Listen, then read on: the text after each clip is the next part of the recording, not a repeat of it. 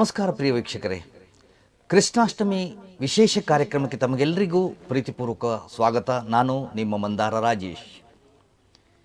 ಇಂದಿನ ಕೃಷ್ಣಾಷ್ಟಮಿ ವಿಶೇಷ ಕಾರ್ಯಕ್ರಮದಲ್ಲಿ ನಮ್ಮ ಜೊತೆ ಚೇತನ ಶ್ರೀಕೃಷ್ಣ ಭಟ್ ಅವರು ಅತಿಥಿಯಾಗಿ ಭಾಗವಹಿಸ್ತಾ ಇದ್ದಾರೆ. ಬನ್ನಿ ಅವರನ್ನು ಸ್ವಾಗತಿಸೋಣ. ಮೇಡಮ್, ತಮಗೆ ಕಾರ್ಯಕ್ರಮಕ್ಕೆ ಸ್ವಾಗತ. ನಮಸ್ಕಾರ. ಇಂದಿನ ಈ ವಿಶೇಷ ಕಾರ್ಯಕ್ರಮದಲ್ಲಿ ಶ್ರೀಕೃಷ್ಣ ಜನ್ಮಾಷ್ಟಮಿಯ ಆಚರಣೆ ಹಾಗೂ ಶ್ರೀಕೃಷ್ಣನ ಬಗ್ಗೆ ಒಂದಿಷ್ಟು ಮಾಹಿತಿಯನ್ನು ಕೊಡಲಿಕ್ಕೆ ಚೇತನ ಶ್ರೀಕೃಷ್ಣ ಭಟ್ ಅವರು ನಮ್ಮ ಜೊತೆ ಸೇರಿದ್ದಾರೆ. ಈಗಾಗಲೇ ನಮ್ಮ ವಾಹಿನಿಯಲ್ಲಿ ಅವರು ಬೇರೆ ಹಲವು ಕಾರ್ಯಕ್ರಮಗಳನ್ನು, ರಾಮಾಯಣ ಸಹಿತ ಹಲವು ಕಾರ್ಯಕ್ರಮಗಳನ್ನು ನಡೆಸ್ಕೊಂಡು ಬರ್ತಾ ಇದ್ದು, ಇವತ್ತು ಅದಕ್ಕೆ ಇನ್ನೊಂದು ಸೇರ್ಪಡೆ ಶ್ರೀಕೃಷ್ಣ ಜನ್ಮಾಷ್ಟಮಿ ವಿಶೇಷ. ಮೇಡಮ್, ಶ್ರೀಕೃಷ್ಣ ಜನ್ಮಾಷ್ಟಮಿ ಅಂದರೆ ಏನು, ಹೇಗೆ ಆಚರಣೆ, ತಮ್ಮದೇ ಆದ ರೀತಿಯ ವಿಶ್ಲೇಷಣೆಯಿಂದ ನಾವು ನಿರೀಕ್ಷೆ ಮಾಡ್ತಾ ಇದ್ದೇವೆ ಮೇಡಮ್. ಕೃಷ್ಣಾಯ ವಾಸುದೇವಾಯ ಹರಯೇ ಪರಮಾತ್ಮನೇ ಪ್ರಣತ ಕ್ಲೇಶನಾಶಾಯ ಗೋವಿಂದಾಯ ನಮೋ ನಮಃ. ವೀಕ್ಷಕರೆಲ್ಲರಿಗೂ ಕೂಡ ಶ್ರೀಕೃಷ್ಣ ಜನ್ಮಾಷ್ಟಮಿಯ ಶುಭಾಶಯಗಳು. ಕೃಷ್ಣನನ್ನು ನಾವು ಜಗದ್ಗುರು ಅಂತ ಭಾವಿಸ್ತೇವೆ, ಕೃಷ್ಣನನ್ನು ಜಗದ್ಗುರು ಅಂತ ಒಪ್ಪಿಕೊಂಡಿದ್ದೇವೆ. ಅಲ್ಲದೆ ದೇವರು ಅಂತ ಕೂಡ ನಾವು ಶ್ರೀಕೃಷ್ಣನನ್ನು ಪೂಜಿಸ್ತೇವೆ.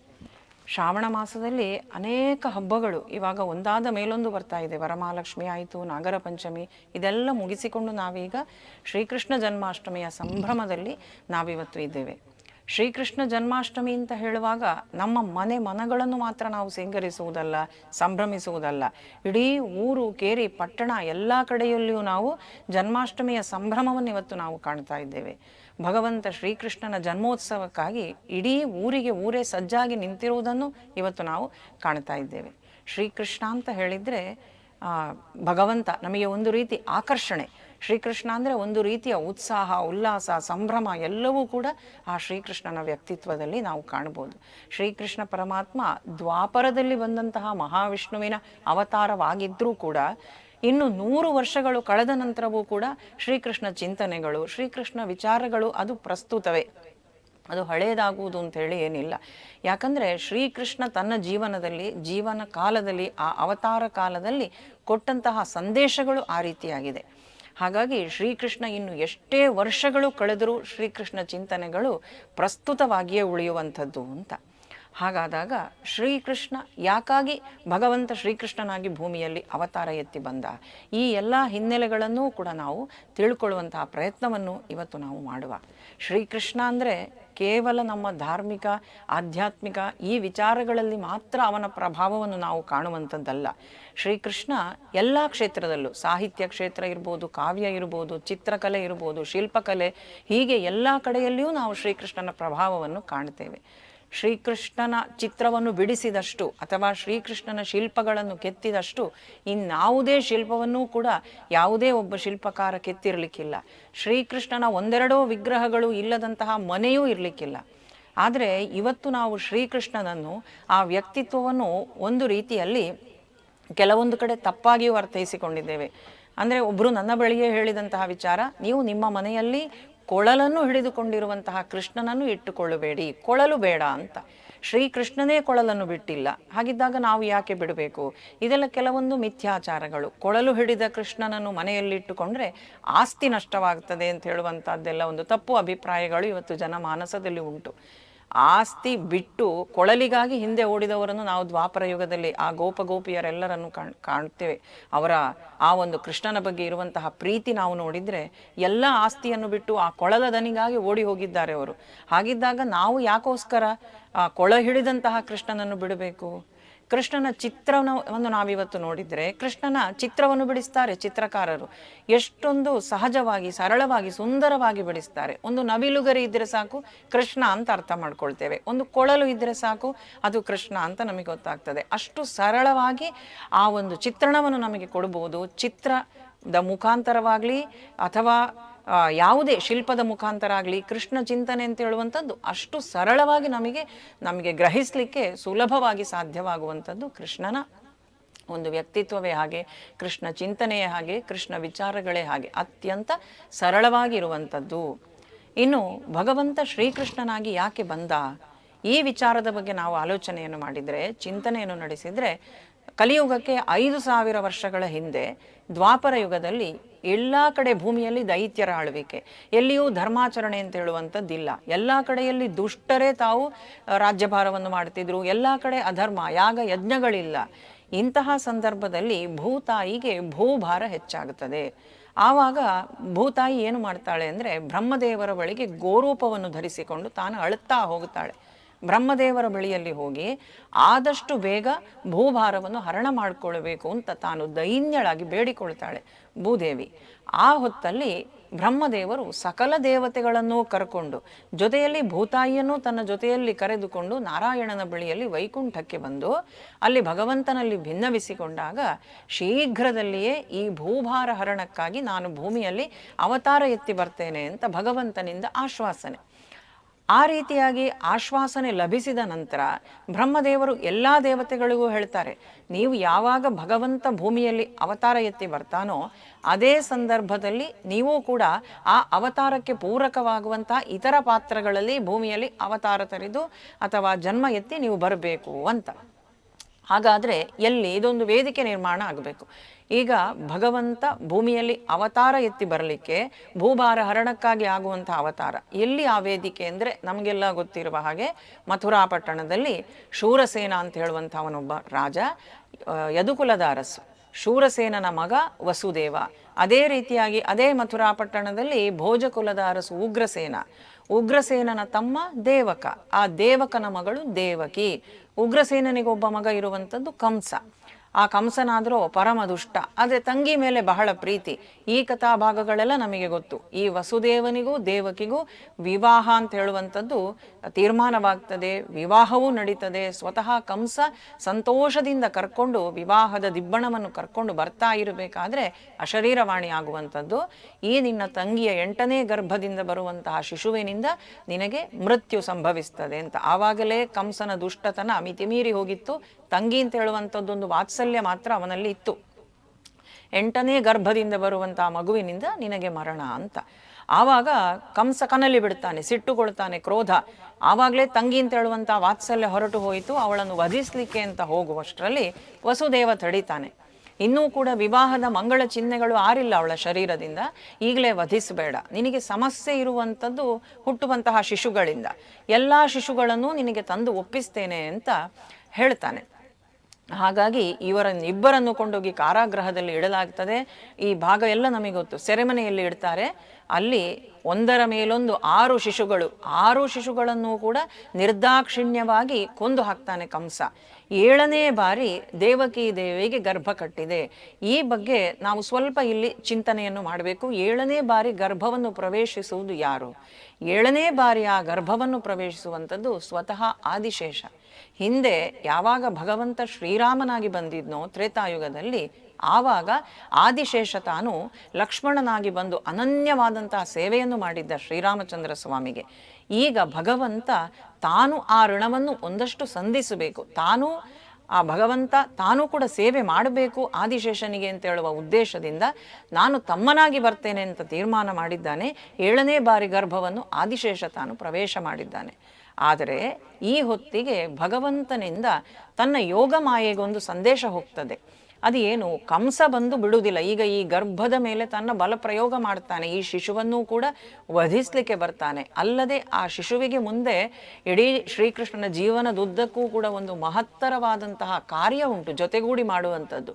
ಹಾಗಾಗಿ ಆ ಗರ್ಭದ ರಕ್ಷಣೆ ಆಗಬೇಕು. ಹಾಗಾಗಿ ಯೋಗ ಮಾಯೆಗೆ ಸಂದೇಶ ಹೋಗ್ತದೆ ಭಗವಂತನಿಂದ. ಈ ಏನು ಗರ್ಭದಲ್ಲಿರುವಂತಹ ಶಿಶು, 7ನೇ ಶಿಶು, ಇದನ್ನು ದೇವಕೀ ದೇವಿಯ ಗರ್ಭದಿಂದ ಸೆಳೆಯಬೇಕು. ಸೆಳೆದು ವಸುದೇವನ ಇನ್ನೊಬ್ಬಳು ಪತ್ನಿ ಇದ್ದಾಳೆ, ರೋಹಿಣೀ ದೇವಿ. ಅವಳು ನಂದಗೋಕುಲದಲ್ಲಿ ನಂದಗೋಪನ ಬಳಿಯಲ್ಲಿ ಆಶ್ರಯ ಪಡೆದಿದ್ದಾಳೆ. ಈ ಕಂಸನ ಈ ದುರ್ವರ್ತನೆಗಳಿಗೆಲ್ಲ ಹೆದರಿ, ಅವನ ಅತ್ಯಾಚಾರಕ್ಕೆ ಹೆದರಿ ವಸುದೇವನ ಇತರ ಪತ್ನಿಯರೆಲ್ಲರೂ ಕೂಡ ಪ್ರಪಂಚದ ಬೇರೆ ಬೇರೆ ಕಡೆಯಲ್ಲಿ ಆಶ್ರಯ ಪಡೆದಿದ್ರು. ಹೀಗೆ ರೋಹಿಣೀ ದೇವಿ ನಂದಗೋಕುಲದಲ್ಲಿದ್ದಾಳೆ. ಈ 7ನೇ ಗರ್ಭವನ್ನು ಇಲ್ಲಿಂದ ಸೆಳೆದು ಅಲ್ಲಿ ರೋಹಿಣೀ ದೇವಿಯ ಗರ್ಭದಲ್ಲಿ ಸ್ಥಾಪಿಸಬೇಕು ಅಂತ ಯೋಗ ಮಾಯೆಗೆ ಆದೇಶ. ಅದೇ ರೀತಿಯಾಗಿ ಈ ದೇವಕೀ ದೇವಿಯ ಗರ್ಭದಿಂದ ಸೆಳೆಯಲ್ಪಟ್ಟು ಆ ಮಗು ರೋಹಿಣೀ ದೇವಿಯ ಗರ್ಭದಲ್ಲಿ ಸ್ಥಾಪಿಸಲ್ಪಡ್ತಾನೆ. ಹೀಗಾಗಿ ಅವನು ಇಲ್ಲಿಂದ ಅಲ್ಲಿಗೆ ಆಕರ್ಷಣ ಮಾಡಲ್ಪಟ್ಟವನಾದದ್ರಿಂದಲೇ ಮುಂದೆ ಸಂಕರ್ಷಣ ಅಂತ ಹೇಳುವಂಥ ಹೆಸರಿನಿಂದ ಖ್ಯಾತನಾಗ್ತಾನೆ. ಅವನೇ ಬಲರಾಮ ಬಲಭದ್ರನಾಗಿ ಶ್ರೀಕೃಷ್ಣ ಪರಮಾತ್ಮನ ಜೊತೆಯಲ್ಲಿ ಅಸಂಖ್ಯಾತ ಲೀಲೆಗಳನ್ನು ತಾನು ಮಾಡುವವನು, ತಾನು ತೋರಿಸುವವನು. ಇದೀಗ 8ನೇ ಬಾರಿ ಭಗವಂತ ಭೂಮಿಯಲ್ಲಿ ಅವತಾರ ಮಾಡಿ ಬರಬೇಕು. ದೇವಕೀ ದೇವಿಗೆ ಗರ್ಭ ಕಟ್ಟಿದೆ. ವಸುದೇವನಿಂದ ಆದಾನ ಮಾಡಲ್ಪಟ್ಟವನಾಗಿ ಭಗವಂತ ತಾನು ದೇವಕೀ ದೇವಿಯ ಗರ್ಭವನ್ನು ಪ್ರವೇಶ ಮಾಡ್ತಾನೆ. ಭಾಗವತದ ಪುಟ ಪುಟಗಳಲ್ಲಿ ನಮಗೆ ಭಾಗವತ ಪುರಾಣ ಅಂತ ಹೇಳುವಂಥದ್ದು ವೇದವ್ಯಾಸರು ರಚಿಸಿಕೊಟ್ಟಿದ್ದಾರೆ. ನಾವು ಅಲ್ಲಿ ಓದಬೇಕು. ಶ್ರೀಕೃಷ್ಣನ ಬಾಲ್ಯ, ಶ್ರೀಕೃಷ್ಣನ ಯೌವನ, ಶ್ರೀಕೃಷ್ಣನ ವಿವಾಹಗಳು, ಆ ಬಾಲಲೀಲೆಗಳು ಇದೆಲ್ಲವೂ ನಮಗೆ ಭಾಗವತದಲ್ಲಿ ನಮಗೆ ಪುಟಪುಟಗಳಲ್ಲಿ ಬರೆದುಕೊಟ್ಟಿದ್ದಾರೆ ವೇದವ್ಯಾಸರು. 18 ಪುರಾಣ ರಚನೆ ಮಾಡಿದಂತಹ ವೇದವ್ಯಾಸರು ಬರೆದುಕೊಟ್ಟಿದ್ದಾರೆ. ನಮಗೆ ಕಣ್ಣಿಗೆ ಕಾಣುವಂತೆ ಆ ಚಿತ್ರಣ. ಯಾವಾಗ ಗರ್ಭವನ್ನು ಪ್ರವೇಶಿಸಿದ್ದಾನೋ ಭಗವಂತ, ದೇವಕೀ ದೇವಿ ಅತ್ಯಂತ ಕಾಂತಿಯುಕ್ತಳಾಗಿ ತಾನು ಶೋಭಿಸ್ತಾ ಇದ್ದಾಳೆ. ಇಡೀ ಸೆರೆಮನೆಯೇ ಒಂದು ಪ್ರಜ್ವಲಿಸ್ತಾ ಇದೆ, ಕಾಂತಿ, ಎಲ್ಲ ಕಡೆ ಪ್ರಕಾಶ. ಯಾಕೆ ಹೀಗೆ ಅಂದರೆ, ಇಡೀ ಭೂಮಂಡಲವನ್ನೇ ಜಗತ್ತನ್ನೇ ತನ್ನ ಗರ್ಭದಲ್ಲಿ ಧರಿಸಿರುವಂತಹ ಭಗವಂತ ಇವತ್ತು ತನ್ನ ತಾಯಿಯ ಗರ್ಭವಾಸದಲ್ಲಿದ್ದಾನೆ. ಹಾಗಾಗಿ ಇಡೀ ಸೆರೆಮನೆಯೇ ಬೆಳಗುತ್ತಾ ಇದೆ, ಪ್ರಕಾಶಮಾನವಾಗಿ ಪ್ರಜ್ವಲಿಸ್ತಾ ಇದೆ. ಸ್ವತಃ ನೋಡಿ ಹೋಗಲಿಕ್ಕೆ ಅಂತ ಬಂದಂತಹ ಕಂಸನೇ ಈ ಬಾರಿ ನಾರಾಯಣನೇ ಬರ್ತಾನೆ ಅಂತ ತೀರ್ಮಾನ ಮಾಡಿಕೊಂಡು ಹೋಗ್ತಾನಂತೆ. ಆಮೇಲೆ ಒಂದು ಶುಭ ಸಂದರ್ಭದಲ್ಲಿ ಭಗವಂತ ತಾನು ಭೂಮಿಯಲ್ಲಿ ಪ್ರಕಟನಾಗಬೇಕು ಅಂತ ತೀರ್ಮಾನ ಮಾಡ್ತಾನೆ. ಅದು ಯಾವಾಗ? ಅದುವೇ ಈ ಶ್ರೀಕೃಷ್ಣ ಜನ್ಮಾಷ್ಟಮಿಯ ಶುಭ ದಿನ. ಯಾವಾಗ ಅಂದರೆ ಶ್ರಾವಣ ಮಾಸದ ಕೃಷ್ಣ ಪಕ್ಷದ ಅಷ್ಟಮಿ ತಿಥಿ, ರೋಹಿಣಿ ನಕ್ಷತ್ರ, ಬುಧವಾರ ದಿನ ಭಗವಂತ ತಾನು ಪ್ರಕಟನಾಗಬೇಕು ಅಂತ ತೀರ್ಮಾನ. ಹಾಗಿದ್ದಾಗ ಮಧ್ಯರಾತ್ರಿಯ ಹೊತ್ತಾಗಿದೆ. ಆ ಸಂದರ್ಭದಲ್ಲಿ ಆ ಮಥುರಾ ನಗರದ ವಾತಾವರಣ ಹೇಗಿತ್ತು ಅಂತ ಆ ಬಗ್ಗೆಯೂ ನಾವು ಸ್ವಲ್ಪ ಆಲೋಚನೆಯನ್ನು ಮಾಡಬೇಕು, ಚಿಂತನೆಯನ್ನು ನಡೆಸಬೇಕು. ಹೇಗಿತ್ತು ವಾತಾವರಣ? ಇಡೀ ಮಥುರಾ ನಗರದಲ್ಲಿ ಒಂದು ಮಂಗಳಮಯವಾದಂತಹ ವಾತಾವರಣ ಇತ್ತಲ್ಲಿ. ತಂಪಾದ ತಂಗಾಳಿ ಬೀಸ್ತಿತ್ತು. ಎಲ್ಲಿಯೂ ಕೂಡ ದುಗುಡ ಇಲ್ಲ, ದುಮ್ಮಾನ ಇಲ್ಲ. ಗೋಪಾಲಕರ ದೊಡ್ಡಿಗಳಲ್ಲೆಲ್ಲ ಸಂತೋಷಕರವಾದಂತಹ ವಾತಾವರಣ ಇತ್ತು. ಕಮಲ ಕನ್ನೈದಿಲೆಗಳು ಕೂಡ ರಾತ್ರಿ ಹೊತ್ತಿನಲ್ಲಿಯೂ ಕೂಡ ಬಿರಿದು ಅರಳಿದ್ವು. ಸಹಜವಾಗಿ ಕಮಲ ಮಧ್ಯಾಹ್ನ ಅರಳುವಂಥದ್ದು. ಆದರೆ ಆ ದಿನ ಯಾವಾಗ ಭಗವಂತ ಪ್ರಕಟನಾಗ್ತಾನೋ ಆ ದಿನ ಭಗವಂತನಿಗೆ ಸ್ವಾಗತ ಮಾಡಲಿಕ್ಕೆ ಅಂತ ಹೇಳಿದ ಹಾಗೆ ರಾತ್ರಿ ಹೊತ್ತು ಬಿರಿದು ಪ್ರಜ್ವಲಿಸ್ತಾ ಇದ್ದಾವೆ ಕಮಲ ಕನ್ನೈದಿಲೆಗಳು, ಅರಳಿ ಸುಗಂಧ ಬೀಸ್ತಾವೆ. ಅಲ್ಲದೆ ಎಲ್ಲ ಮರಗಿಡ ಬಳ್ಳಿಗಳು ಕೂಡ ಹೂಗಳಿಂದ ಹಣ್ಣುಗಳಿಂದ ತುಂಬಿಕೊಂಡು ತೊನೆದಾಡ್ತಾ ಇದ್ದಾವಂತೆ. ಅಲ್ಲದೆ ಗೋಪಾಲಕರ ಹಟ್ಟಿಯಲ್ಲಿ ಕಟ್ಟಿದ್ದಂತಹ ಹಸುಗಳ ಕೆಚ್ಚಲಿಂದ ಹಾಲು ತನ್ನಿಂದ ತಾನೇ ಸುರಿಯಲಾರಂಭಿಸಿದೆ. ಅಲ್ಲದೆ ಈ ಕಂಸನ ಅತ್ಯಾಚಾರಕ್ಕೆ ಬ್ರಾಹ್ಮಣರ ಅಗ್ನಿಹೋತ್ರದ ಅಗ್ನಿಯೆಲ್ಲ ನಂದಿ ಹೋಗಿತ್ತು. ಯಾವಾಗ ಭಗವಂತ ಬರುವಂತಹ ಸಮಯ ಆಯಿತೋ, ಪ್ರಕಟನಾಗುವಂತಹ ಕಾಲ ಆಯಿತೋ, ಆ ಅಗ್ನಿ ಇದ್ದಕ್ಕಿದ್ದ ಹಾಗೆ ತಾನು ಪ್ರಜ್ವಲಿಸಲಿಕ್ಕೆ ಪ್ರಾರಂಭ ಆಯಿತಂತೆ. ಭಗವಂತ ಬರ್ತಾ ಇದ್ದಾನೆ ತನ್ನ ರಕ್ಷಣೆಗಾಗಿ ಅಂತ ದೇವದುಂದುವಿಗಳು ಮೊಳಗುವಂಥದ್ದು. ಆಕಾಶದಲ್ಲಿ ಯಕ್ಷರು, ಕಿನ್ನರರು, ಗಂಧರ್ವರು, ಅಪ್ಸರೆಯರು, ವಿದ್ಯಾಧರ ಸ್ತ್ರೀಯರು ಎಲ್ಲರೂ ಕೂಡ ನರ್ತನವನ್ನು ಮಾಡ್ತಾ ಇದ್ದಾರೆ. ಸಂತೋಷ, ಭುವಿಗೂ ಸಂತೋಷ, ಜೊತೆಯಲ್ಲಿ ಭಗವಂತನನ್ನು ಆ ಪ್ರಕಟನಾಗುವಂತಹ ಸಂದರ್ಭವನ್ನು ನೋಡಲಿಕ್ಕೆ ದೇವತೆಗಳಿಗೂ ಕೂಡ ಸಂತೋಷ. ನಾರದರು, ಸಪ್ತ ಋಷಿಗಳು ಪುಷ್ಪ ವೃಷ್ಟಿಯನ್ನು ಸುರಿಸ್ತಾ ಇದ್ದಾರೆ. ಆ ಶುಭ ಸಂದರ್ಭದಲ್ಲಿ ಭಗವಂತ ತಾನು ಅವತಾರ ಪಡೀತಾನೆ, ತಾನು ಪ್ರಕಟನಾಗುತ್ತಾನೆ. ಶ್ರೀಕೃಷ್ಣ ಪರಮಾತ್ಮನ ಪ್ರಾದುರ್ಭಾವ ಆಗುವಂತಹ ಹೊತ್ತು, ಮಧ್ಯರಾತ್ರಿಯ ಸಮಯ. ನಮಗೆ ಗೊತ್ತುಂಟು, ಜೋರಾಗಿ ಭೋರ್ಗರಿತಾ ಇರುವಂತಹ ಮಳೆ. ಪ್ರಕಟನಾದಂತಹ ಭಗವಂತ ತಾನು ವಸುದೇವ ದೇವಕಿಯರು ನೋಡ್ತಾ ಇದ್ದಾರೆ ಆ ಮಗುವನ್ನು. ವಾತ್ಸಲ್ಯ ಉಕ್ಕಿ ಹರಿತಾ ಇದೆ. ಹೇಗಿತ್ತು ಆ ರೂಪ ಅಂತ ಹೇಳುವಂಥದ್ದನ್ನು ಮತ್ತೆ ಭಾಗವತವೇ ನಮಗೆ ತೋರಿಸಿಕೊಡುವಂಥದ್ದು. ಗುಂಗುರು ಕೂದಲಿಂದ ಹೊಳೆಯುವಂತಹ ಆ ಮಗು, ಎದೆಯಲ್ಲಿ ಶ್ರೀವತ್ಸ ಚಿಹ್ನೆ ಇರ್ಬೋದು, ಕೌಸ್ತುಭ ಮಣಿ ಧಾರಣೆ ಮಾಡಿಕೊಂಡಿದ್ದಾನೆ, ಪೀತಾಂಬರವನ್ನು ತಾನು ಧರಿಸಿದ್ದಾನೆ. ಆದರೆ ವಸುದೇವ ದೇವಕಿಯರು ಕಂಸನ ಬಗ್ಗೆ ಭಯಪಡ್ತಾರೆ. ಇದು ಸಾಧಾರಣ ಮಗುವಲ್ಲ ಅಂತ ಗೊತ್ತಾಗಿದೆ. ಆದರೂ ಕೂಡ ಆ ಹೊತ್ತಿಗೆ ಭಗವಂತ ತಾನು ಶಂಖಚಕ್ರ ಗದಾಪದ್ಮಧಾರಿಯಾಗಿ ಮೂಲ ಮಹಾವಿಷ್ಣುವಿನ ರೂಪದಲ್ಲಿ ತಾನು ಪ್ರಕಟನಾಗ್ತಾನೆ ಇವರಿಬ್ಬರ ಮುಂದೆಯೂ ಕೂಡ. ಪ್ರಕಟನಾಗಿ ತಾನು ಹೇಳ್ತಾನೆ, ಈ ಅವತಾರಕ್ಕೆ ನಾನು ಯಾಕೆ ನಿಮ್ಮನ್ನೇ ತಂದೆ ತಾಯಿಯಾಗಿ ಆರಿಸಿಕೊಂಡೆ ಅಂತ ಹೇಳುವಂತಹದ್ದೊಂದು ಸಂದರ್ಭ. ಭಗವಂತನೂ ಕೂಡ ಮಾತು ಕೊಟ್ಟು ಇವರಿಬ್ಬರ ಗರ್ಭದಿಂದ ತಾನು ಬಂದದ್ದು. ಏನು ಮಾತು ಕೊಟ್ಟಿದ್ದ ಅಲ್ಲಿ ಆ ಸೆರೆಮನೆಯಲ್ಲಿಯೇ ಹೇಳುವಂಥದ್ದು. ಶ್ರೀಕೃಷ್ಣ ಅವತಾರದ ಆ ಸಂದರ್ಭದಲ್ಲಿ ಮಹಾವಿಷ್ಣು ತಾನು ಹೇಳ್ತಾನೆ ಈ ದೇವಕಿ ವಸುದೇವ ಇಬ್ಬರನ್ನು ಉದ್ದೇಶಿಸಿ, ಏನು ಅಂದರೆ, ಹಿಂದೆ ಸ್ವಯಂಭೂ ಮನ್ವಂತರದಲ್ಲಿ ಇವರಿಬ್ಬರೂ ಕೂಡ ಪೃಶ್ನಿ ಹಾಗೂ ಸುತಪ ಅಂತ ಹೇಳುವಂಥ ದಂಪತಿಗಳಾಗಿದ್ದರು. ಇದೇ ವಸುದೇವ ದೇವಕಿಯರು. ಆವಾಗ ಅವರು ಸಂತಾನವನ್ನು ಪಡೆಯೋದಕ್ಕೆ ಪೂರ್ವದಲ್ಲಿ ಮೊದಲು ಮಹಾವಿಷ್ಣುವನ್ನು ಉದ್ದೇಶಿಸಿ ಘೋರವಾದ ತಪಸ್ಸನ್ನು ಆಚರಿಸ್ತಾರೆ. ಯಾವಾಗ ಭಗವಂತ ಪ್ರಕಟನಾಗ್ತಾನೋ ಆವಾಗ ವರ ಕೇಳ್ತಾರೆ, ನಿನ್ನಂಥದ್ದೇ ಮಗುವನ್ನು ನನಗೆ ದಯಪಾಲಿಸು ಅಂತ. ತಥಾಸ್ತು ಹೇಳಿರ್ತಾನೆ ಮಹಾವಿಷ್ಣು. ಆದರೆ ನನ್ನಂಥದ್ದೇ ಅವನಂಥದ್ದೇ ಇನ್ನೊಂದಿಲ್ಲ, ಅವನಂಥದ್ದೇ ಕೊಡಬೇಕು ಅಂತ ಹೇಳುವಂಥದ್ದು ಸಾಧ್ಯವಾಗುವುದಿಲ್ಲ. ಒಂದು ಬಾರಿ ಮಾತು ಕೊಟ್ಟು ಅಂತೆಯೇ ಕೊಡಲು ಆಗದಿದ್ದರೆ ಮತ್ತೊಮ್ಮೆ ಆ ಮಾತನ್ನು ಪೂರೈಸುವ ಸಂದರ್ಭದಲ್ಲಿ 3 ಬಾರಿ ಕೊಡಬೇಕು ಅಂತ ಹೇಳುವಂಥದ್ದು ನಿಯಮ. ಈಗ 3 ಬಾರಿ ಭಗವಂತ ಇವರ ಗರ್ಭದಿಂದ ಬರಬೇಕಾಗಿದೆ. ಹಾಗಾಗಿ ಪೃಶ್ನೀಯ ಗರ್ಭದಿಂದ ತಾನು ಪೃಶ್ನೀ ಗರ್ಭ ಅಂತ ಹೇಳುವಂಥ ಹೆಸರಿನಿಂದ ಬಂದ. 2ನೇ ಬಾರಿ ಇವರು ಅದಿತಿ ಹಾಗೂ ಕಶ್ಯಪರಾಗಿದ್ದಾರೆ, ಆಗ ತಾನು ವಾಮನ ರೂಪದಲ್ಲಿ ಬಂದ. ಇದೀಗ ಇವರು ವಸುದೇವ ದೇವಕಿಯರಾಗಿದ್ದಾರೆ, ತಾನು ಶ್ರೀಕೃಷ್ಣನಾಗಿ ಬಂದಿದ್ದಾನೆ. ಹೀಗೆ 3 ಬಾರಿ ತಾನು ಅವರಿಗೆ ಕೊಟ್ಟ ಮಾತಿಗನುಸಾರವಾಗಿ ಭಗವಂತ ಅವರಿಂದಲೇ ತಾನು ಪ್ರಕಟನಾಗಿದ್ದಾನೆ. ಇದನ್ನು ನೆನಪು ಮಾಡಿಕೊಡ್ತಾನೆ. ನೆನಪು ಮಾಡಿಕೊಟ್ಟು, ಇನ್ನೇನು ಕಂಸನ ಅತ್ಯಾಚಾರಗಳೆಲ್ಲ ಕೊನೆಗೊಳ್ಳುವಂತಹ ಕಾಲ ಬಂದಿದೆ, ನನ್ನನ್ನು ತೆಗೆದುಕೊಂಡು ಹೋಗಿ ನಂದಗೋಕುಲದಲ್ಲಿ ಸ್ಥಾಪಿಸು, ಅಲ್ಲಿ ನನ್ನ ಯೋಗಮಾಯೆ ಜನಿಸಿದ್ದಾಳೆ ಅಂತ ವಸುದೇವನಿಗೆ ಆದೇಶ. ಅದೇ ರೀತಿಯಾಗಿ ವಸುದೇವ ಮತ್ತೆ ಮಗುವಾಗಿ ಬಿಟ್ಟ. ಮಹಾವಿಷ್ಣು ಶಿಶುರೂಪಿ ಭಗವಂತನನ್ನು ತಾನು ತಲೆಯಲ್ಲಿ ಧಾರಣೆ ಮಾಡಿಕೊಂಡು ಆ ಯಮುನಾ ನದಿಯನ್ನು ದಾಟುವಂತಹ ಪ್ರಸಂಗ ಅದೆಲ್ಲ ಮತ್ತಷ್ಟು ತುಂಬ ಸುಂದರ ಚಿತ್ರಗಳೊಂದಿಗೆ ನಾವು ಅದನ್ನೆಲ್ಲ ಭಾಗವತದಲ್ಲಿ ಕಾಣಬಹುದು. ಕರೆದುಕೊಂಡು ಹೋಗುವಂಥದ್ದು, ಕೊಂಡೋಗಿ ಆ ಮಗುವನ್ನು ನಂದಗೋಕುಲದಲ್ಲಿ ತಾನು ಇಡ್ತಾನೆ. ಈ ಶಿಶುರೂಪಿಯಾದಂತಹ ಭಗವಂತನದ್ದು ಅಲ್ಲಾಗಲೇ ಯೋಗಮಾಯೆ ಜನಿಸಿದ್ದಾಳೆ. ಆಕೆ ಜನಿಸಿದಾಕ್ಷಣ ಏನು ಮಾಡಿದ್ದಾಳೆ ಅಂದರೆ ಎಲ್ಲರ ಚಿತ್ತವೃತ್ತಿಯನ್ನು ಅಪಹರಿಸಿದ್ದಾಳೆ. ಯಶೋದೆಗಾದರೂ ತಾನು ಹಡೆದದ್ದು ಹೆಣ್ಣು ಮಗುವೋ ಗಂಡು ಮಗು ಅಂತ ಹೇಳುವಂಥ ಅರಿವು ಇಲ್ಲ. ಅಲ್ಲಿ ಹೋಗಿ ಈ ಶಿಶುವನ್ನು ಅಲ್ಲಿ ಇಟ್ಟು ಅಲ್ಲಿದ್ದಂತಹ ಹೆಣ್ಣು ಮಗುವನ್ನು ಕರೆದುಕೊಂಡು ಮರಳಿ ಬಂದು ಸೆರೆಮನೆಯನ್ನು ಸೇರ್ತಾನೆ ವಸುದೇವ. ಆ ಕ್ಷಣಕ್ಕೆ ಬೇಡಿಗಳೆಲ್ಲ ಮತ್ತೆ ಕೂಡಿಕೊಂಡಿತು. ಕಂಸನಿಗೆ ಸುದ್ದಿ ಹೋಗ್ತದೆ. ಕಂಸ ಮರಳಿ ಬಂದು ನೋಡಿದರೆ ಹೆಣ್ಣು ಮಗು. ಈ ಒಂದು ಮಗುವನ್ನಾದರೂ ನನಗೆ ಬಿಟ್ಟು ಕೊಡು ಅಂತ ದೇವಕಿ ಕೇಳಿದರೆ ಆತ ಅದಕ್ಕೆ ಸಿದ್ಧನಿಲ್ಲ. ಇನ್ನೇನು ಅವನಲ್ಲಿ ಕರುಣೆ, ದಯೆ, ದಾಕ್ಷಿಣ್ಯ ಇದು ಯಾವುದೂ ಇಲ್ಲ. ಆ ಮಗುವನ್ನು ಹಿಡಿದು ಇನ್ನೇನು ಅದನ್ನು ವಧಿಸಬೇಕು ಅಂತ ಆಗುವಷ್ಟರಲ್ಲಿ ಆಕೆ ಆದಿಮಾಯೆಯಾಗಿ ಎದುರಿಗೆ ತಾನು ಪ್ರಕಟಳಾಗುತ್ತಾಳೆ. ಪ್ರಕಟಳಾಗಿ ಕಂಸನಿಗೆ ಹೇಳ್ತಾಳೆ ಏನು ಅಂದರೆ, ನನ್ನನ್ನು ವಧಿಸುವುದರಿಂದ ನಿನ್ನ ಮೃತ್ಯುವಿನಿಂದ ನೀನು ಪಾರಾಗಲಾರೆ, ನಿನ್ನ ಮೃತ್ಯು ಬೇರೆ ಕಡೆಯಲ್ಲಿ ತಾನು ಬೆಳೀತಿದ್ದಾನೆ ಅಂತ ಹೇಳಿ ಆಕೆ ಅದೃಶ್ಯಳಾದ್ಲು. ಈ ಸಂದರ್ಭದಲ್ಲಿ ನಮಗೊಂದು ಪ್ರಶ್ನೆ ಬರ್ತದೆ, ಯಾಕೆ ಹೇಳಬೇಕಿತ್ತು? ಒಂದು ವೇಳೆ ಆದಿಮಾಯೆ ಯೋಗಮಾಯೆ ಹೇಳದೇ ಹೋಗಿದ್ದಿದ್ರೆ ಚೆನ್ನಾಗಿ ಶ್ರೀಕೃಷ್ಣನ ಬಾಲ್ಯ ಕಳೀತಿತ್ತಲ್ಲ. ಈ ರಾಕ್ಷಸರ ಉಪದ್ರವಗಳು, ತೊಂದರೆಗಳಿಲ್ಲದೆ ಸಂತೋಷವಾದಂತಹ ಬಾಲ್ಯವನ್ನು ಕೃಷ್ಣ ಕಳೆಯಬಹುದಿತ್ತಲ್ಲ ಅಂತ. ಆದರೆ ಭಗವಂತ ಯಾಕಾಗಿ ಅವತಾರ ಮಾಡಿದ್ದು? ಭಗವಂತನ ಅವತಾರ ಆದದ್ದೇ ದುಷ್ಟ ನಿಗ್ರಹಕ್ಕಾಗಿ. ಅದರಲ್ಲಿ ವಿಳಂಬ ಮಾಡುವಂಥದ್ದಿಲ್ಲ. ಯಾವಾಗ ಭೂಮಿಯಲ್ಲಿ ಪ್ರಕಟನಾದನೋ ಆ ಕ್ಷಣದಿಂದ ಆ ಕ್ರಿಯೆ ಪ್ರಾರಂಭವಾಗಬೇಕು. ಹಾಗಾಗಿಯೇ ಯೋಗಮಾಯೆ ತಾನು ಹೇಳಿ ಅದೃಶ್ಯಳಾದದ್ದು. ಯೋಗಮಾಯೆ ಭಗವಂತನ ಆ ಪ್ರಾದುರ್ಭಾವ ಸಂದರ್ಭದಲ್ಲಿ ಬಹಳ ಪ್ರಮುಖವಾದಂತಹ ಪಾತ್ರವನ್ನು ವಹಿಸ್ತಾಳೆ. ಅಲ್ಲದೆ ಕೃಷ್ಣನ ತಂದೆ ತಾಯಿಯಾರಾದಂತಹ ನಂದಗೋಪ ಹಾಗೂ ಯಶೋದಾಳನ್ನೇ ತನ್ನ ತಂದೆ ತಾಯಿಯನ್ನಾಗಿ ಪಡೆದಳು. ಈ ಕಾರಣದಿಂದ ಅವಳು ಮುಂದೆ ಪದ್ಮನಾಭ ಸಹೋದರಿ, ಶ್ರೀಕೃಷ್ಣ ಸಹೋದರಿ ಅಂತ ತಾನು ಖ್ಯಾತಳಾಗುವಂಥದ್ದು. ಪುರಾಣಗಳಲ್ಲೆಲ್ಲ ನಾವು ಈ ರೀತಿಯ ಉಲ್ಲೇಖಗಳನ್ನು ಕಾಣ್ಬೋದು ಆದಿಮಾಯೆಯ ಬಗ್ಗೆ, ಯೋಗಮಾಯೆಯ ಬಗ್ಗೆ.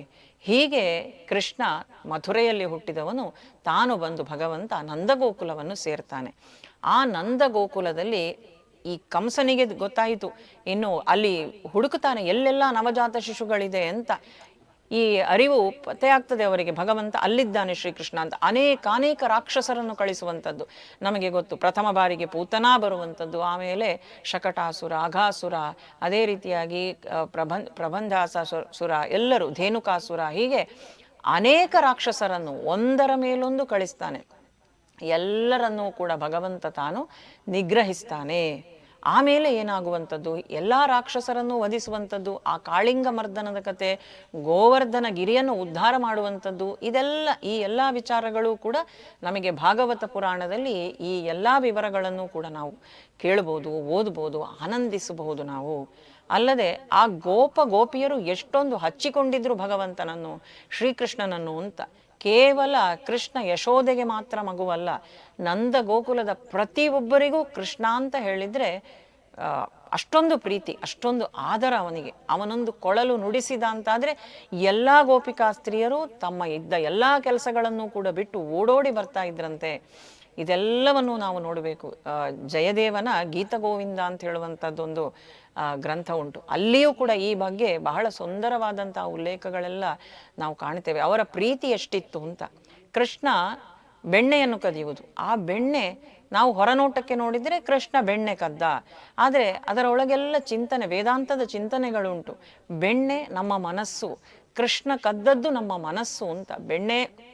ಬೆಣ್ಣೆಯನ್ನು ನಮ್ಮ ಮನಸ್ಸನ್ನು ಬೆಣ್ಣೆಗೆ ಹೋಲಿಸ್ತಾರೆ, ಅಥವಾ ಬೆಣ್ಣೆ ಅಂದರೆ ನಮ್ಮ ಮನಸ್ಸು ಅಂತ ನಾವು ತಿಳ್ಕೊಂಡ್ರೆ ಕೃಷ್ಣ ಕದಿವಂಥದ್ದು ನಮ್ಮ ಮನಸ್ಸನ್ನೇ ಕದಿವಂಥದ್ದು ಕೃಷ್ಣ. ಹಾಗಾಗಿ ಕೃಷ್ಣ ಅಂದರೆ ಆಕರ್ಷಣೆ, ಆ ಹೆಸರಿನ ಅರ್ಥವೇ ಹಾಗೆ. ಗೋಪಿಯರೆಲ್ಲರೂ ತಾವು ಓಡೋಡಿ ಬರ್ತಾರಂತೆ. ಕೊಳಲನೂದಿದನೇನೆ ಕೃಷ್ಣ, ಕೊಳಲನೂದಿದನೇನೆ ಅವನು, ಕೊಳಲನೂದಿದನೇನೆ ಅಂತ.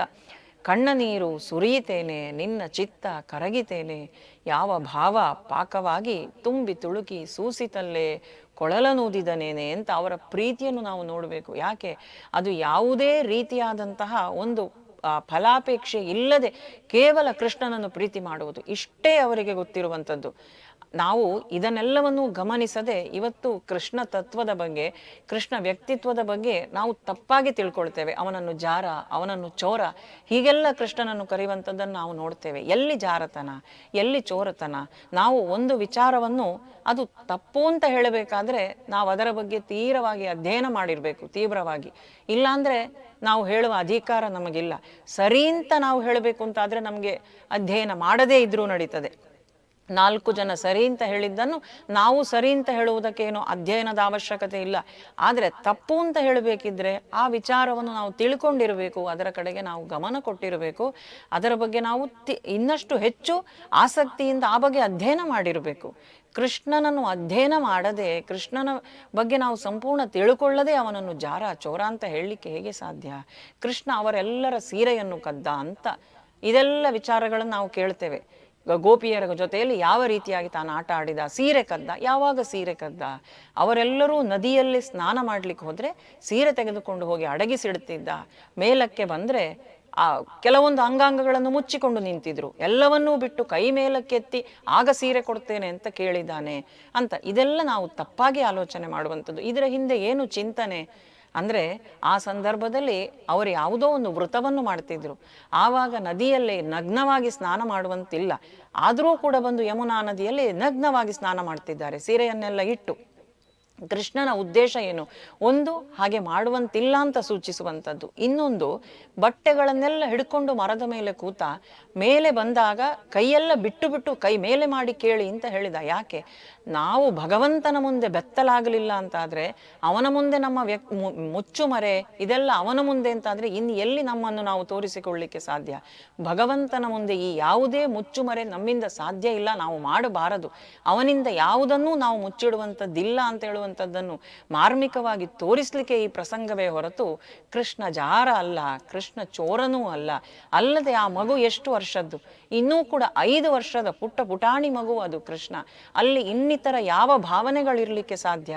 ಇದು ಯಾವುದನ್ನೂ ನಾವು ಆಲೋಚನೆ ಮಾಡದೆ ನಮ್ಮ ಮನಸ್ಸು ಬಂದ ಹಾಗೆ ನಾವು ಚಿಂತನೆಯನ್ನು ಮಾಡ್ತೇವೆ, ಕೃಷ್ಣನ ಬಗ್ಗೆ ನಾವು ಮಾತಾಡ್ತೇವೆ. ಇದೆಲ್ಲ ವಿಚಾರಗಳು. ಈ ರೀತಿಯಾಗಿ ಮಥುರಾ ಪಟ್ಟಣದಿಂದ ನಂದಗೋಕುಲಕ್ಕೆ ಬಂದಂತಹ ಭಗವಂತ ಶ್ರೀಕೃಷ್ಣ ತಾನಲ್ಲಿ ಅನೇಕ ಲೀಲೆಗಳನ್ನು ತೋರಿಸಿ ಅಲ್ಲಿಂದ ಮುಂದೆ ತಾನು ಮಥುರಾ ಪಟ್ಟಣವನ್ನು ಮತ್ತೆ ಪ್ರವೇಶ ಮಾಡಬೇಕು. ಕಂಸ ವಧೆಯ ಸಂದರ್ಭ.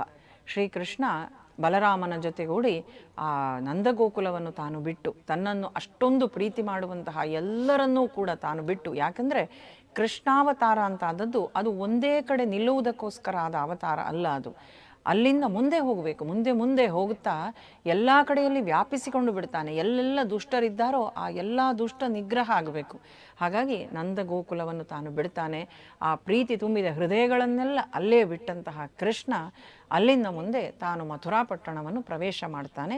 ಕಂಸನ ಆ ಊರನ್ನು ಕಂಸ ವಧೆಗೋಸ್ಕರ ಅಲ್ಲಿ ಬಂದಿದ್ದಾನೆ. ಕಂಸನೇ ಕರ್ಕೊಂಡು ಬರಬೇಕು ಅಂತ ಕಳಿಸುವಂಥದ್ದು ಅಕ್ರೂರ ಮುಂತಾದವರನ್ನು. ಅವರ ಜೊತೆಯಲ್ಲಿ ಕೃಷ್ಣ ಬರುವಂಥದ್ದು ಮಥುರಾ ಪಟ್ಟಣಕ್ಕೆ. ಇಲ್ಲಿ ಬಂದಾಗ ಒಂದು ಬಾರಿ ಬೀದಿಯನ್ನೆಲ್ಲ ನಾವು ಸಂಚಾರ ಮಾಡಿಕೊಂಡು ಬರ್ತೇವೆ ಅಂತ ಬರುವಂತಹ ಕೃಷ್ಣ ಬಲರಾಮರು. ಹಾಗೆ ಬಂದಾಗ ಅಲ್ಲಿ ತ್ರಿವಕ್ರೆಯ ಭೇಟಿ ಆಗುತ್ತದೆ. ತ್ರಿವಕ್ರೆಯಾದರೂ 3 ಕಡೆಯಲ್ಲಿ ಅವಳ ಶರೀರದಲ್ಲಿ ವಕ್ರತನ ಅಂತ ಹೇಳುವಂಥದ್ದು. ಆದರೆ ತುಂಬ ಸುಂದರವಾದಂತಹ ಹುಡುಗಿ ಇವಳನ್ನು ಕೃಷ್ಣ ತಾನು ಭೇಟಿಯಾಗುತ್ತಾನೆ. ಇವಳಾದರೂ ಕಂಸನಿಗೋಸ್ಕರ ಅಂಗರಾಗವನ್ನು ತೆಗೆದುಕೊಂಡು ಹೋಗ್ತಾ ಇದ್ದಾಳೆ. ಪರಿಮಳ ದ್ರವ್ಯ, ಕಂಸನ ವೇಷಭೂಷಣಗಳು, ಅವನ ಸೌಂದರ್ಯ ವೃದ್ಧಿಯ ಕಾರ್ಯ ಇದನ್ನೆಲ್ಲ ಮಾಡುವಂಥದ್ದು ಇವಳ ಕೆಲಸ. ಈ ತ್ರಿವಕ್ರೆಯದ್ದು ತೆಗೆದುಕೊಂಡು ಹೋಗುವಂತಹ ಸಂದರ್ಭದಲ್ಲಿ ಕೃಷ್ಣನ ಭೇಟಿ. ಆ ಅಂಗರಾಗವನ್ನು ನನಗೆ ಕೊಡುವಂತ ಕೃಷ್ಣ ಕೇಳಿಕೊಂಡಾಗ ಇವಳಿಗೆ ಏನು ಕತ್ತೆತ್ತಿ ನೋಡ್ಲಿಕ್ಕಾಗುವುದಿಲ್ಲ. ಕತ್ತಲ್ಲಿ ಒಂದು ವಕ್ರತನ, ಕತ್ತಲ್ಲಿ ತೊಂದರೆ ಅವಳಿಗೆ. ಆದರೆ ಆ ಬಗ್ಗಿಸಿದ ಕತ್ತಿನಿಂದಲೇ ಆ ಕೋಮಲವಾದಂತಹ ಪಾದವನ್ನು ನೋಡಿ ಭಗವಂತ ಅಂತ ತಾನು ತೀರ್ಮಾನ ಮಾಡ್ತಾಳೆ. ಅಂಗರಾಗವನ್ನು ಕೃಷ್ಣನಿಗೆ ಕೊಟ್ಲು. ಕೃಷ್ಣ ಅಂಗರಾಗವನ್ನು ಪೂಸಿಕೊಂಡು ಆ ಏನು ಕೊಟ್ಟ ವಸ್ತುವಿನಲ್ಲಿ ಅವಳ ಭಕ್ತಿ, ಅವಳ ಪ್ರೀತಿ ಎಲ್ಲವನ್ನೂ ತುಂಬಿಸಿಕೊಟ್ಟಿದ್ದಾಳೆ.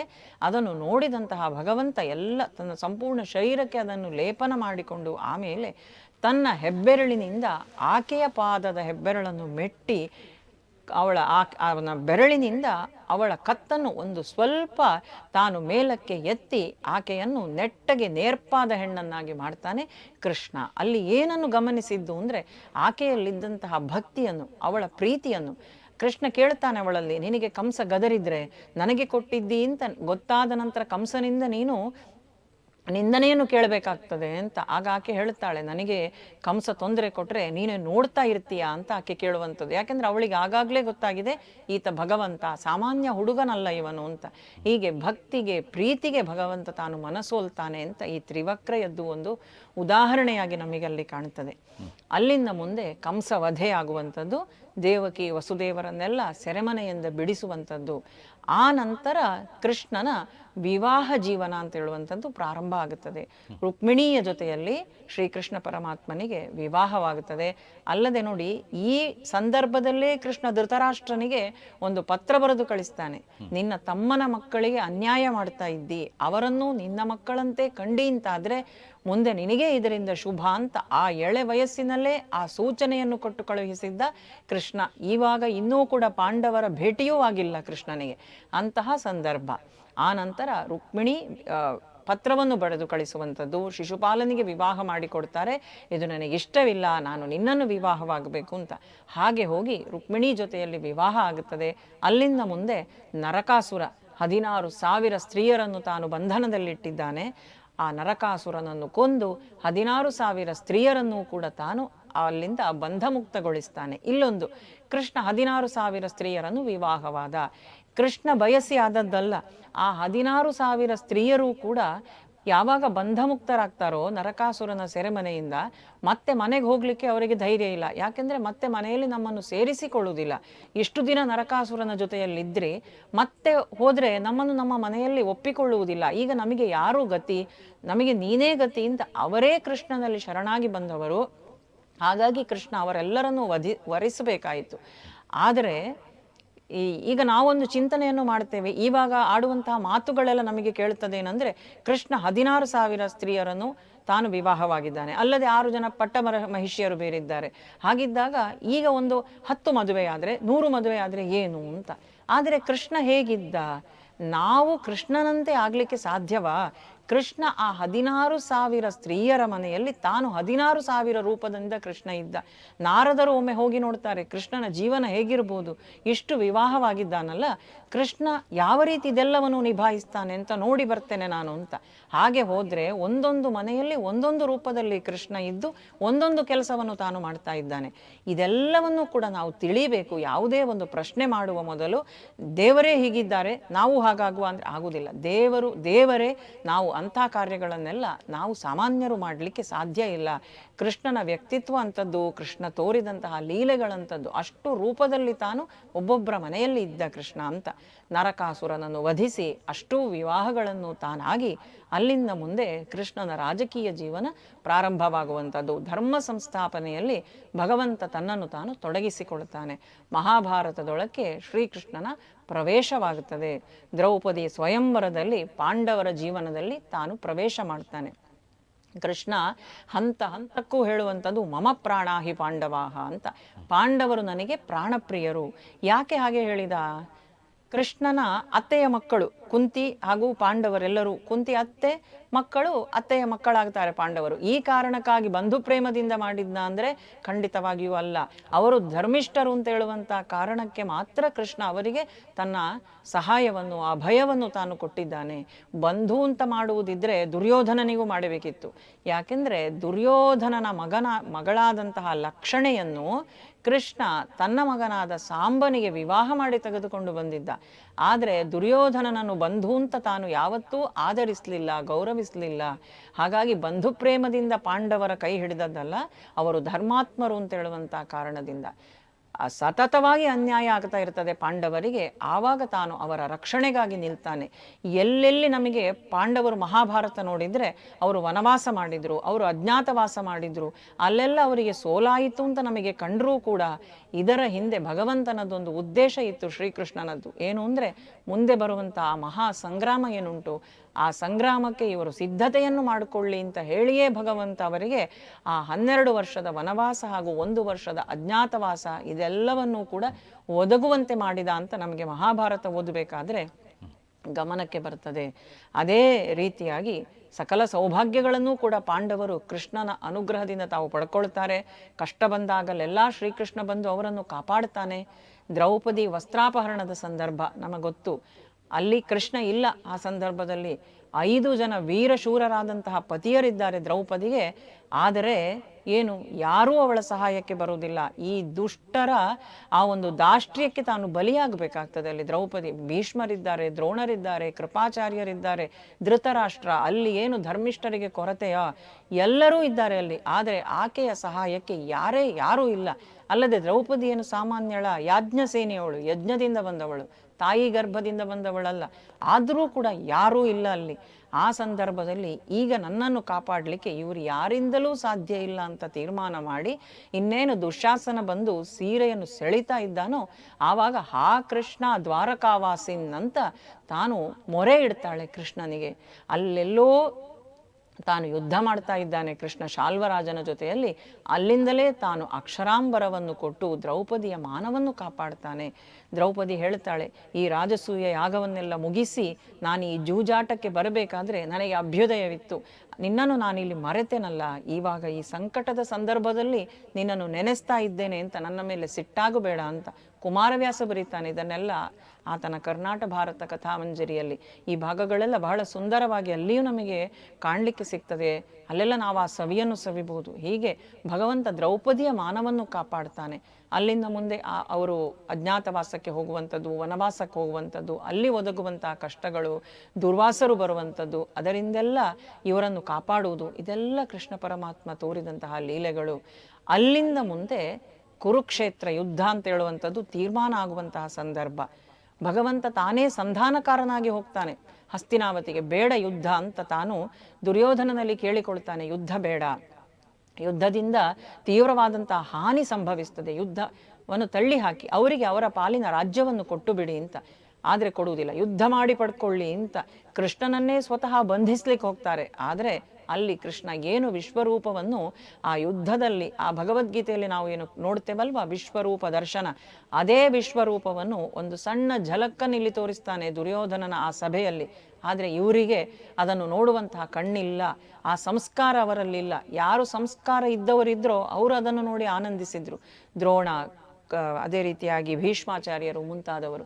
ಆದರೆ ಮಾಯಾವಿ ಅಂತ ಹೇಳಿ ತೆಗಳಿಬಿಟ್ಟ ದುರ್ಯೋಧನ ಕೃಷ್ಣನನ್ನು. ಅಲ್ಲಿಂದ ಮುಂದೆ ಯುದ್ಧವೇ ತೀರ್ಮಾನ ಆಗುವಂಥದ್ದು. ಸಂಧಾನಕ್ಕೆ ಕೃಷ್ಣ ಬರುವಂತಹ ಸಂದರ್ಭದಲ್ಲಿ ಅಲ್ಲೊಂದು ಸಂದೇಶ ಕೊಡ್ತಾನೆ ನೋಡಿ ನಮಗೆ. ಯಾವಾಗ ಬಂದನೋ ಸಂಧಾನಕ್ಕೆ ಆ ಸಂದರ್ಭದಲ್ಲಿ ದುರ್ಯೋಧನ ಆಮಿಷಗಳನ್ನು ಒಡ್ತಾನೆ ಕೃಷ್ಣನ ಮುಂದೆ, ನನ್ನ ಪಕ್ಷಕ್ಕೆ ಬಾ ಅಂತ ಇಡೀ ಸಿದ್ಧತೆ ಮಾಡಿದ್ದಾನೆ ಆತಿಥ್ಯವನ್ನು ಕೊಡಲಿಕ್ಕೆ. ಆದರೆ ಕೃಷ್ಣ ಅಲ್ಲಿ ಹೇಳುವಂಥದ್ದು, ನಾವು ಯಾರೊಬ್ಬರ ಆತಿಥ್ಯವನ್ನು ನಾವು ಸ್ವೀಕಾರ ಮಾಡಬೇಕು ಅಂತ ಹೇಳಿದ್ರೆ, ಆ ಆತಿಥೇಯರು, ನಮಗೆ ಆತಿಥ್ಯವನ್ನು ಕೊಡುವವರು ಯಾರಿದ್ದಾರೆ ಅವರಿಗೆ ನಮ್ಮ ಮೇಲೆ ಅಷ್ಟು ಪ್ರೀತಿ ಇರಬೇಕು. ಭೋಜನಕ್ಕೆ ಆಹ್ವಾನಿಸಿದ್ದಾರೆ ಅಂದರೆ ಪ್ರೀತಿಯಿಂದ ಆಹ್ವಾನಿಸಿರಬೇಕು. ಇಲ್ಲ ಅಂದರೆ ನಮಗೆ ಆ ದಿನ ಎಲ್ಲಿಯೂ ಆಹಾರವೇ ಸಿಗುವುದಿಲ್ಲ, ಅಂತಹ ಪರಿಸ್ಥಿತಿ ಇರಬೇಕು. ನನಗೆ ಈ ಎರಡೂ ಪರಿಸ್ಥಿತಿಯೂ ಇಲ್ಲ, ಹಾಗಾಗಿ ನಿನ್ನ ಮನೆಗೆ ನಾನು ಬರುವುದಿಲ್ಲ ಅಂತ ಅವನ ಆಹ್ವಾನವನ್ನು ಸಾರಾಸಗಟವಾಗಿ ತಿರಸ್ಕಾರ ಮಾಡ್ತಾನೆ ಶ್ರೀಕೃಷ್ಣ. ಆ ಹೊತ್ತಲ್ಲಿ ಭೀಷ್ಮದ್ರೋಣರು ಎದ್ದು ಬಿಟ್ರು, ನಮ್ಮ ಮನೆಗೆ ಬರ್ತಾನೆ ಅಂತ. ಇಲ್ಲ, ತುಂಬಿದ ಸಭೆಯಲ್ಲಿ ಯಾವಾಗ ಹೆಣ್ಣೊಬ್ಬಳಿಗೆ ಆ ರೀತಿಯಾಗಿ ಅನ್ಯಾಯ ಆಗುವಾಗ ನೋಡ್ತಾ ನಿಂತಿದ್ರಲ್ಲ, ತಮ್ಮ ತಮ್ಮ ಧರ್ಮದ ಕಾರಣವನ್ನು ಹಿಡ್ಕೊಂಡು ಅವರ ಮನೆಗೆ ಭಗವಂತ ಬರುವುದಿಲ್ಲ. ಕರೆಯದೇ ಇದ್ರೂ ಕೂಡ ವಿದುರನ ಮನೆಗೆ ಹೋಗ್ತಾನೆ. ಅವನು ಶೂದ್ರ ಯೋನಿಯಲ್ಲಿ ಜನಿಸಿದವನು, ತಾನು ಶೂದ್ರ ಜಾತಿಯವನು, ಆದರೂ ಕೂಡ ಭಗವಂತ ಅದು ಯಾವುದನ್ನು ನೋಡುವುದಿಲ್ಲ. ಭಕ್ತನ ಪ್ರೀತಿಯನ್ನು ಮಾತ್ರ ಭಗವಂತ ಬಯಸುವಂಥದ್ದು ಅಂತ. ಅಲ್ಲೊಂದು ಶ್ಲೋಕ ನಾವು ನೆನಪಿಡಬೇಕು, ಬಹಳ ಸುಂದರವಾದಂತಹ ಶ್ಲೋಕ. ಭಗವಂತ ಯಾವುದನ್ನು ಬಯಸ್ತಾನೆ ನಮ್ಮಿಂದ ಅಂತ. ವ್ಯಾಧಸ್ಯ ಚರಣಂ ಧ್ರುವಸ್ಯ ಚ ವಯೋಹೋ ವಿದ್ಯಾ ಗಜೇಂದ್ರಸ್ಯ ಕಾಜಾತಿರ್ವಿದುರಸ್ಯ ಯಾದವಪತೆ ಉಗ್ರಸ್ಯ ಕಿಂ ಪೌರುಷಂ ಕುಬ್ಜಾಯ ಕಮನೀಯ ರೂಪಮಧಿಕಂ ಕಿಂ ತತ್ ಸುಧಾಮ್ನೋರ್ಧನಂ ಭಕ್ತ್ಯಾ ತುಷ್ಯತಿ ಕೇವಲಂ ನತು ಧನೈಹಿ ಭಕ್ತಿ ಪ್ರಿಯೋ ಮಾಧವ ಅಂತ. ಭಗವಂತ ಭಕ್ತಿಯನ್ನು ಮಾತ್ರ ಬಯಸ್ತಾನೆ ಹೊರತು ಇನ್ಯಾವುದೇ ಧನವನ್ನಾಗಲಿ, ಆಚರಣೆಯನ್ನಾಗಲಿ, ಆಡಂಬರವನ್ನಾಗಲಿ ಇದು ಯಾವುದನ್ನೂ ಅಲ್ಲ. ಭಕ್ತಿಯಿಂದ ನಾವು ಒಪ್ಪಿಸುವಂತಹ ಒಂದು ತುಳಸಿ ಎಲೆಯೋ, ಒಂದು ಪತ್ರವೋ, ಪುಷ್ಪವೋ ಏನೂ ಇಲ್ಲ ಅಂದರೆ ನೀರಾದರೂ ಸರಿ, ಭಕ್ತಿಯಿಂದ ಕೊಟ್ಟರೆ ಅದನ್ನೇ ಭಗವಂತ ತಾನು ಸ್ವೀಕರಿಸ್ತಾನೆ ಹೊರತು ಆಡಂಬರಗಳು ಆತ ಇಚ್ಛಿಸುವುದೂ ಇಲ್ಲ, ಬಯಸುವುದೂ ಇಲ್ಲ ಅಂತ. ಇಲ್ಲಿಂದ ಮುಂದೆ ಯುದ್ಧವೇ ತೀರ್ಮಾನವಾಗುತ್ತದೆ. ಯುದ್ಧಕ್ಕಾಗಿ ರಣರಂಗಕ್ಕೆ ಬಂದರೆ ಪಾಂಡವರು ತಾನು ಶಸ್ತ್ರವನ್ನೇ ಹಿಡಿಯುವುದಿಲ್ಲ ಅಂತ ತೀರ್ಮಾನ ಮಾಡಿ ಪಾಂಡವರ ಸಾರಥಿಯಾಗಿ ತಾನು ಬರ್ತಾನೆ, ಅರ್ಜುನನ ಸಾರಥಿಯಾಗಿ. ಮೊದಲ ದಿನ ಅಲ್ಲಿ ಗೀತೋಪದೇಶ ಆಗುವಂತಹ ಸಂದರ್ಭ. ಮನುಷ್ಯನಾಗಿ ನಾವು ಹುಟ್ಟಿದ ಮೇಲೆ ನಾವು ಓದಲೇಬೇಕಾದದ್ದು ಒಂದು ಗ್ರಂಥ ಅಂತ ಹೇಳಿ ಇದ್ದರೆ, ನಮ್ಮ ಜೀವನಕ್ಕೆ ಮಾರ್ಗದರ್ಶಿ, ಮಾರ್ಗಸೂಚಿ ಅಂತಿದ್ರೆ ಅದು ಭಗವದ್ಗೀತೆ ಅಂತ. ನಾವು ಹಿಂದೂಗಳ ಪವಿತ್ರ ಗ್ರಂಥ ಅಂತ ಅದನ್ನು ಒಂದು ಕಡೆ ಪೂಜೆಗೆ ಇಟ್ಟರೆ ಆಗದು, ಅದನ್ನು ತೆಗೆದು ನಾವು ಓದಿ ಅದನ್ನು ನಮ್ಮ ಜೀವನದಲ್ಲಿ ಅನುಸಂಧಾನ ಮಾಡಲಿಕ್ಕೆ ನಾವು ಪ್ರಯತ್ನ ಪಡಬೇಕು. ಗೀತೆ ಬಂದಂತಹ ಅರ್ಜುನನಿಗೆ ವಿಷಾದ ಆವರಿಸಿಕೊಂಡು ಬಿಡುವಂಥದ್ದು. ಆವಾಗ ಭಗವಂತ ಆ ವಿಷಾದವನ್ನು ದೂರ ಮಾಡುವುದು. ಆ ರಣರಂಗದಲ್ಲಿ ಗೀತೋಪದೇಶ. ನಮ್ಮ ಮನಸ್ಸಲ್ಲಿ ಪ್ರಶ್ನೆ ಬರ್ಬೋದು, ಆ ಯುದ್ಧದ ಗಡಿಬಿಡಿಯಲ್ಲಿ ಅಲ್ಲಿ ಹೇಗೆ ಗೀತೋಪದೇಶ ಮಾಡಿದ, ಈ 700 ಶ್ಲೋಕಗಳು ಅಲ್ಲಿ ಹೇಗೆ ಸಾಧ್ಯವಾಯಿತು ಅಂತ. ಅರ್ಜುನನೂ ಸಾಮಾನ್ಯನಲ್ಲ, ಕೃಷ್ಣನಾದರೂ ಭಗವಂತ. ಇದನ್ನು ಅಲ್ಲಿ ಹೇಗೆ ದಾಟಿಸಿರ್ಬೋದು ಅಂತ ಹೇಳುವಂಥ ಕಲ್ಪನೆಯನ್ನೇ ನಾವು ಮಾಡಲಿಕ್ಕೆ ಸಾಧ್ಯ ಇಲ್ಲ. ಶೀಘ್ರವಾಗಿ ದಾಟಿಸಿರ್ಬೋದು. ಪಾರ್ಥೋ ವತ್ಸಹ ಸುಧೀರ್ ಭೋಕ್ತ ಅಂತ. ಅಂದರೆ ಒಂದು ಹಾಲು ಕರೆಯುವಂಥ ಪ್ರಕ್ರಿಯೆಯಲ್ಲಿ ಕರುವನ್ನು ಕಟ್ಟಿ ಹಾಕಿರ್ತಾರೆ. ಯಾಕೆ? ಹಾಲು ಇಳಿಸ್ಲಿಕ್ಕೆ ಮಾತ್ರ ಬೇಕಾಗಿರುವಂಥದ್ದು ಕರು, ಉಳಿದ ಹಾಲನ್ನೆಲ್ಲ ನಾವು ತೆಗೆದುಕೊಳ್ಳುವಂಥದ್ದು. ಹಾಗೆ ಅರ್ಜುನ ಅಲ್ಲಿ ಕರುವಿನ ರೀತಿಯಲ್ಲಿದ್ದಾನೆ. ಎಲ್ಲವೂ ನಮಗೋಸ್ಕರ ಭಗವಂತ ಗೀತೆಯನ್ನು ಅಲ್ಲಿ ಕೊಟ್ಟದ್ದು. ಗೀತೋಪದೇಶವನ್ನು ಮಾಡ್ತಾನೆ. ಆ ಗೀತೆ ಅಂತ ಹೇಳುವಂಥದ್ದು ಅಳವಡಿಸಲೇಬೇಕು. ನಾವು ಸಂಪೂರ್ಣ ಗೀತೆಯನ್ನು ಓದಿ ಕೃಷ್ಣ ಭಕ್ತರಾಗದೇ ಹೋದರೂ ತೊಂದರೆ ಇಲ್ಲ, ಅದನ್ನು ಭಗವಂತ ಬಯಸುವುದೇ ಇಲ್ಲ. ಆಗುವುದು ಮಾತ್ರ ನಾವು ಅದೇ ಕೃಷ್ಣ ಭಕ್ತರಾಗಿ ಬಿಡ್ತೇವೆ. ಕೃಷ್ಣ ಭಕ್ತರು ಮಾತ್ರ ಆಗುವಂಥದ್ದಲ್ಲ, ಆಗದೇ ಇದ್ದರೂ ಕೂಡ ಕೃಷ್ಣ ಹೇಳಿದ ತತ್ವಗಳನ್ನು ಅಳವಡಿಸಿಕೊಳ್ಳಿ ಅಂತ ಕೃಷ್ಣ ಸಂದೇಶ. ಹೀಗೆ ಆ ಸಂಪೂರ್ಣ ಕುರುಕ್ಷೇತ್ರ ಯುದ್ಧದಲ್ಲಿ ಶಸ್ತ್ರವನ್ನು ಹಿಡಿಯದೇ ಇದ್ದರೂ ಕೂಡ ಪಾಂಡವರ ಶಸ್ತ್ರವೇ ತಾನಾಗುತ್ತಾನೆ.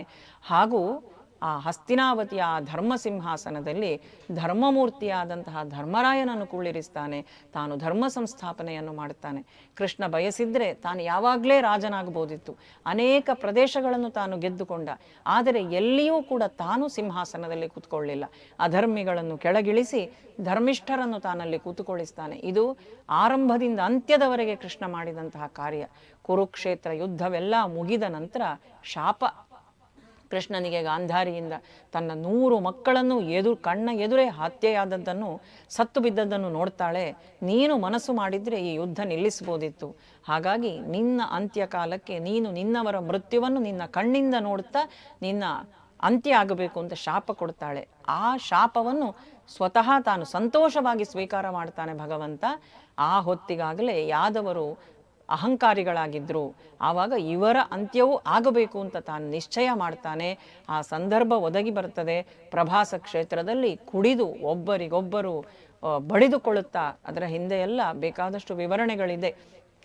ತಾವೆಲ್ಲರೂ ಕೃಷ್ಣನ ಸಂಪೂರ್ಣ ವಂಶ, ಕೃಷ್ಣನ ಮಕ್ಕಳು ಮೊಮ್ಮಕ್ಕಳು ಪ್ರತಿಯೊಬ್ಬರು ಒಬ್ಬರಿಗೊಬ್ಬರು ಜೊಂಡು ಹೊಲ್ಲಿಂದ ಹೊಡೆದುಕೊಳ್ಳುತ್ತಾ ತಾವು ಅಲ್ಲಿ ಮರಣವನ್ನಾಪ್ತಾರೆ. ಈ ಎಲ್ಲವನ್ನೂ ಕೂಡ ಕೃಷ್ಣ ತಾನು ನಿರ್ಮೋಹತೆಯಿಂದ ನಿಸ್ಪೃಹತೆಯಿಂದ ತಾನು ಎಲ್ಲವನ್ನೂ ನೋಡ್ತಾ ನೋಡ್ತಾ ಏಕಾಂಗಿಯಾಗಿ ತಾನೂ ಕೂಡ ಆ ಶಾಪವನ್ನು ಸ್ವೀಕಾರ ಮಾಡಿಕೊಂಡಿದ್ದಾನಲ್ವಾ. ಒಬ್ಬ ಬೇಡನ ಬಾಣಕ್ಕೆ ತನ್ನ ಪಾದವನ್ನು ಗುರಿಯಾಗಿಸಿ ತಾನು ಅವತಾರವನ್ನು ಸಮಾಪ್ತಿ ಮಾಡ್ತಾನೆ ಭಗವಂತ. ಯಾವ ರೀತಿಯಲ್ಲಿ ಗೀತೆಯಲ್ಲಿ ಉಪದೇಶ ಮಾಡಿದ್ದಾನೋ ಅದೇ ರೀತಿ ನುಡಿದಂತೆ ನಡೆದಂತಹ ಒಂದು ಅವತಾರ ಇದ್ದರೆ ಕೃಷ್ಣಾವತಾರ. ಇನ್ನು ಎಷ್ಟೇ ಕಾಲಮಾನಗಳು ಹೋಗಲಿ, ಎಷ್ಟೇ ವರ್ಷಗಳು ಕಳೀಲಿ, ಶ್ರೀಕೃಷ್ಣಾವತಾರ ಅಂತ ಹೇಳುವಂಥದ್ದು ಪ್ರಸ್ತುತವಾಗಿರುವಂಥದ್ದು ಅದು ಯಾವತ್ತೂ ಹಳೆಯದಾಗುವುದಿಲ್ಲ. ಕೃಷ್ಣ ಸಂದೇಶಗಳು ಹಳತ್ತು ಅಂತಾಗುವುದಿಲ್ಲ. ಪ್ರತಿ ಕಾಲಕ್ಕೆ ಪ್ರಸ್ತುತವಾಗಿರುವಂಥದ್ದು ಕೃಷ್ಣ ಸಂದೇಶಗಳು. ಮೊಗೆದಷ್ಟು ಮುಗಿಯದಂತಹ ಒಂದು ನಿಧಿ ಅಂತ ಹೇಳಿದರೆ, ಸಾಗರ ಅಂತ ಹೇಳಿದರೆ ಅದು ಕೃಷ್ಣ ಚಿಂತನೆ. ಅದು ಮುಗಿಲಿಕ್ಕಿಲ್ಲ. ಸೀಮಿತ ಅವಧಿಯಲ್ಲಿ ಎಷ್ಟು ಸಾಧ್ಯವೋ ಅಷ್ಟನ್ನಷ್ಟೇ ತಿಳ್ಕೊಳ್ಳುವಂತಹ ಪ್ರಯತ್ನ ಮಾಡಿದ್ದೇವೆ. ಭಗವಂತ ಶ್ರೀಕೃಷ್ಣ ಎಲ್ಲರಿಗೂ ಸನ್ಮಂಗಳವನ್ನು ಉಂಟು ಮಾಡಲಿ. ಶ್ರೀಕೃಷ್ಣಾರ್ಪಣಮಸ್ತು. ಪ್ರಿಯ ವೀಕ್ಷಕರೇ, ಶ್ರೀಕೃಷ್ಣನ ಜನ್ಮದಿಂದ ಹಿಡಿದು ಅವನು ಮಾಡಿದಂಥ ಎಲ್ಲ ಏನು ಸಾಧನೆಗಳು ಅಥವಾ ಈ ಜಗತ್ತಿಗೆ ಒಳ್ಳೆಯದಕ್ಕಾಗಿ ಮಾಡಿದಂಥ ಎಲ್ಲ ಕೆಲಸಗಳನ್ನು ನಮ್ಮ ಸಂಕ್ಷಿಪ್ತ ಇರತಕ್ಕಂಥ ಸೀಮಿತ ಸಮಯದಲ್ಲಿ ವಿವರಿಸಿದ ಚೇತನ ಶ್ರೀಕೃಷ್ಣ ಭಟ್ರೆ ತಮಗೆ ಅಭಿಮತ ವಾಹಿನಿ ಕಡೆಯಿಂದ ಮತ್ತು ನಿರೂಪಕನಾಗಿ ನನ್ನ ಕಡೆಯಿಂದ ಧನ್ಯವಾದಗಳು ಮೇಡಮ್. ಧನ್ಯವಾದಗಳು. ಅವಕಾಶಕ್ಕಾಗಿ ಧನ್ಯವಾದಗಳು.